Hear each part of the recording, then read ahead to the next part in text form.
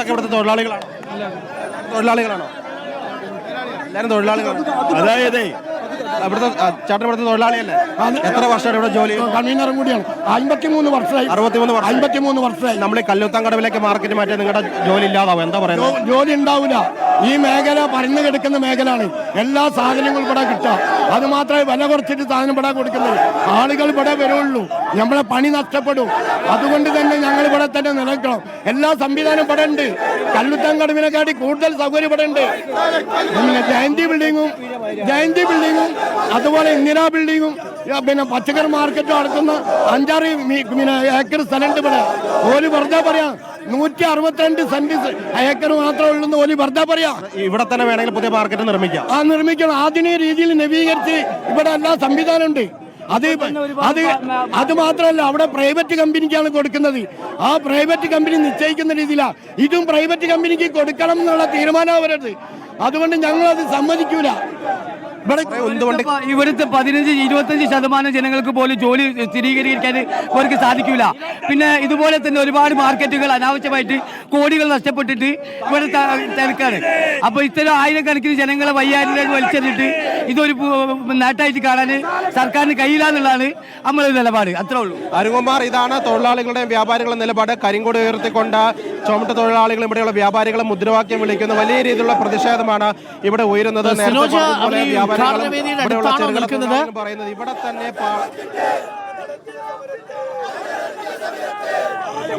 അരുൺകുമാർ,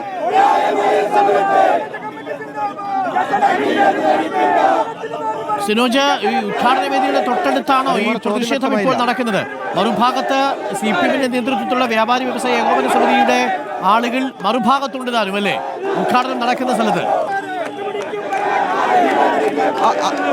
അരുൺകുമാർ, ഇപ്പോൾ പ്രതിഷേധം നടക്കുന്നത് നിലവിലുള്ള പാളയം മാർക്കറ്റിലാണ്. അതായത് പതിറ്റാണ്ടുകളുടെ ചരിത്രമുള്ള പാളയം മാർക്കറ്റിൽ തന്നെയാണ് ഇപ്പോൾ പ്രതിഷേധം നടക്കുന്നത്. ഇവിടെ നിന്ന് ഒരു 3-4 കിലോമീറ്റർ അകലെയാണ് പുതിയ പാളയം മാർക്കറ്റ് എന്ന് പറയുന്നത്, കല്ലുത്താൻ കടവെന്ന് പറയുന്നത്. അവിടേക്കാണ് ഇവിടെ നിന്നുള്ള വ്യാപാരി വ്യവസായ സമിതിയുടെ ആളുകൾ പ്രകടനമായി പോയിരിക്കുന്നത്. അവർ പ്രകടനമായി മുഖ്യമന്ത്രി പങ്കെടുക്കുന്ന പരിപാടികൾ ഇവിടെ നിന്ന് പോയിട്ടുണ്ട്. നിലവിൽ സംഘർഷ സാധ്യതയില്ല.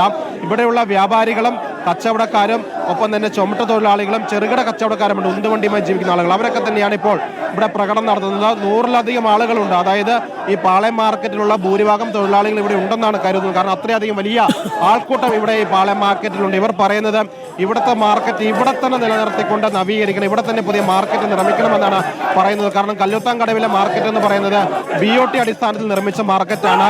വർഷങ്ങൾക്ക് ഒരു സ്വകാര്യ കമ്പനിക്ക് പാട്ടത്തിന് നൽകിയ മാർക്കറ്റാണ്. അതുകൊണ്ട് തന്നെ സ്വകാര്യ കമ്പനിയായിരിക്കും അവിടുത്തെ വാടക നിശ്ചയിക്കുന്നത്. നിലവിൽ 1 വർഷത്തേക്ക് നിലവിലുള്ള വാടക തന്നെയാണ് പറഞ്ഞിരിക്കുന്നത്. പക്ഷേ 1 വർഷത്തിന് ശേഷം അവർക്ക് തോന്നുമ്പടി വാടക വർദ്ധിപ്പിക്കാനുള്ള സാധ്യതയുണ്ടെന്നാണ് വ്യാപാരികൾ പറയുന്നത്. ആ കാര്യത്തിലൊന്നും തന്നെ കോർപ്പറേഷൻ ഒരു വ്യക്തതയും വ്യാപാരികൾക്ക് നൽകിയിട്ടില്ല. ആ കാര്യത്തിൽ കൂടിയാണ് ഇത്തരത്തിൽ വലിയ പ്രതിഷേധം ഇവിടെ നടക്കുന്നത്. ഒപ്പം തന്നെ നേരത്തെ പറഞ്ഞതുപോലെ ചെറിയ ഉണ്ടുവണ്ടി കച്ചവടക്കാരുടെ പാളയത്ത് വന്നവർക്ക് അറിയാൻ സാധിക്കും.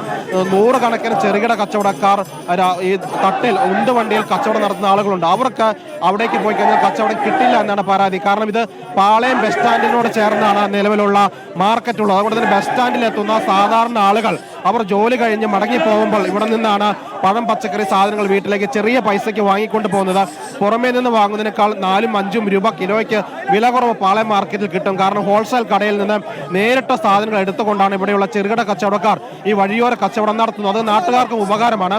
ഇവിടെ നിന്ന് ഇതേപടി തന്നെ ഈ ചെറുകിട വ്യാപാരം അവിടേക്ക് മാറ്റിക്കഴിഞ്ഞാൽ, കല്ലുത്താൻ കടവിലേക്ക് മാറ്റിക്കഴിഞ്ഞാൽ, ഒരു ബസ് സർവീസ് പോലും ഇല്ലാത്ത, സിറ്റി ബസ് പോലും ഇല്ലാത്ത സ്ഥലത്തേക്ക് മാറ്റിക്കഴിഞ്ഞാൽ എങ്ങനെ കച്ചവടം നടത്താൻ സാധിക്കുമെന്നാണ് ഈ ചെറുകിട വ്യാപാരികൾ ഉൾപ്പെടെ ചോദിക്കുന്നത്. ഒപ്പം തന്നെ ചുമട്ട് തൊഴിലാളികൾ അവർ പറയുന്നു അവരുടെ തൊഴിലും ഇല്ലാതാകുമെന്ന് പറയുന്നു. ഇന്നലെ രാത്രിയും ചെറിയ തോതിൽ പ്രതിഷേധം കല്ലുത്താൻ കടവിലുണ്ടായിരുന്നു. കല്ലുത്താൻ കടവ് എന്ന് പറയുന്നത് ഒരു കോളനി പ്രദേശമായിരുന്നു. അവിടെ ഉണ്ടായിരുന്ന 150-ലധികം വരുന്ന വീട്ടുകാരെ ഫ്ളാറ്റ് നിർമ്മിച്ച് ഫ്ളാറ്റിലേക്ക് മാറ്റിയ ശേഷമാണ് അവിടെ വലിയ രീതിയിലുള്ള നിർമ്മാണ പ്രവർത്തനങ്ങൾ നടത്തുകയും വലിയ മാർക്കറ്റ് പ്രവർത്തനം ആരംഭിക്കുകയും ചെയ്തത്. പക്ഷേ ആ ഫ്ളാറ്റിലുള്ളവർക്കും അവിടെ ജോലി നൽകണമെന്ന് ആവശ്യപ്പെട്ടുകൊണ്ട് BJP ഉൾപ്പെടെയുള്ള ആളുകൾ പ്രകടനമായി എത്തിയിരുന്നു. ഈ ദൃശ്യങ്ങൾ കാണുന്നതാണ് നിലവിലുള്ള പാളയം മാർക്കറ്റ്. ഈ സ്ഥല സൗകര്യം കുറവുണ്ട്, പക്ഷേ ഇവിടെ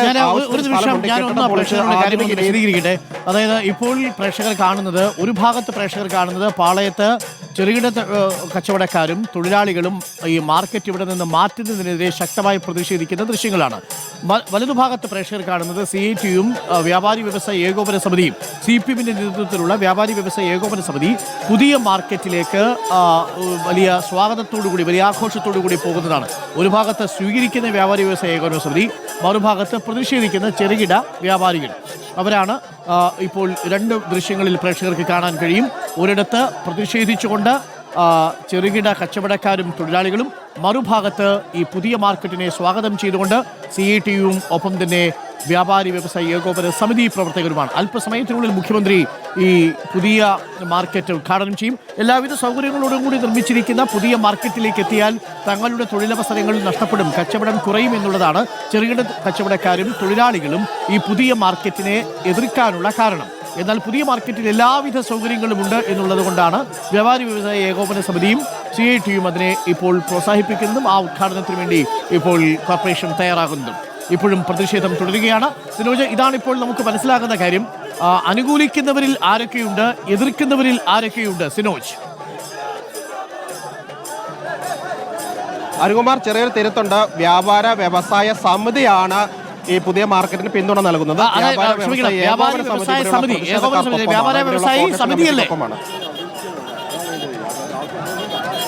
സമിതിയാണ് അത് CPM പിന്തുണയുള്ള CPM നേതൃത്വം നൽകുന്ന വ്യാപാര വ്യവസായ സമിതിയാണ് കല്ലൂത്താൻകടവിൽ പുതിയ മാർക്കറ്റിന് പിന്തുണ പ്രഖ്യാപിച്ച് പ്രകടനം നടത്തി അവിടേക്ക് പോയിരിക്കുന്നത്. വ്യാപാര വ്യവസായ ഏകോപന സമിതി ഇവിടെയുള്ള വ്യാപാരികളൊപ്പമാണ്.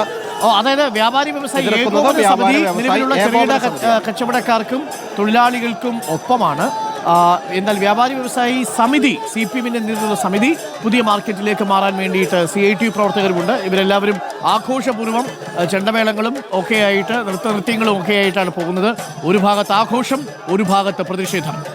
കരിദിനം ആചരിക്കുകയാണ് അവർ. എങ്ങനെയാണ് ഇപ്പോൾ അവർ പിരിഞ്ഞു പോകുന്നില്ലേ? പോലീസ് അവരെ ഇടപെട്ടിട്ടും